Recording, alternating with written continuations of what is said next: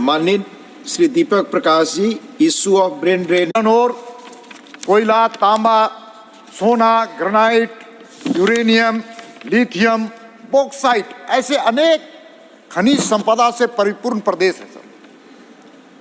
लेकिन मैं आज इस विषय को आपके सामने इसलिए रखना चाहता हूं कि वहां पर जिस प्रकार से खनिज संपदा से परिपूर्ण वो प्रदेश है, लेकिन वहां की राज्य सरकार की नीति और नियत में खोट है सर।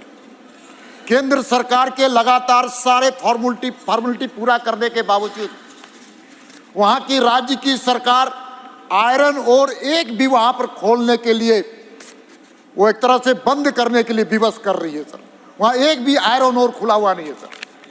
साथ ही साथ हम सबको जानते हैं कि कोयले की यहां पर ऑक्शन होने के बाद लोगों को लीज मिल रहा है, लेकिन जमीन का अधिग्रहण उस राज्य की सरकार के नियत में खोट होने के कारण नहीं मिल पा रहा है, जिसके कारण उद्योग और उद्योग के माध्यम से रोजगार का जो सृजन होता है उसमें कुल मिलाकर के बाधा पड़ी हुई है।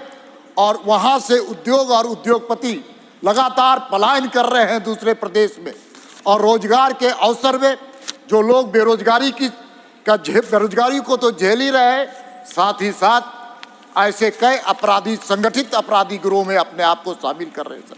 चाईबासा उसका उदाहरण है सर। इसलिए मैं आपका ध्यान आकृष्ट करना चाहता हूं सर। और मूल कारण क्या है महोदय कि वो माइनिंग लीज होने के बाद भी और आयरन और का जो माइंस नहीं खुलता है, उसके पीछे संगठित अपराधियों का एक गिरोह है जो इलीगल माइनिंग करते हैं, जिसका सीधा संबंध और संरक्षण वहां की राज्य की सरकार से बनता है। सबसे दुखद बात है सर। दीपक जी ध्यान रखें, जो आप कमेंट कर सकते हैं हम इसी विषय सर। अब पलायन, वहां के लोग पलायन कर रहे हैं सर। उसके पलायन के मूल कारणों को तो हम लोगों को समझना पड़ेगा।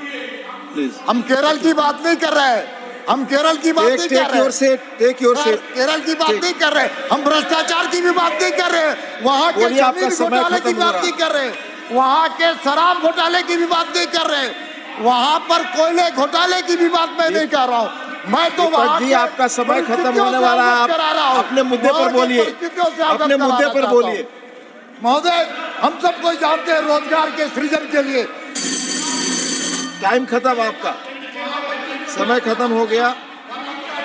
माननीय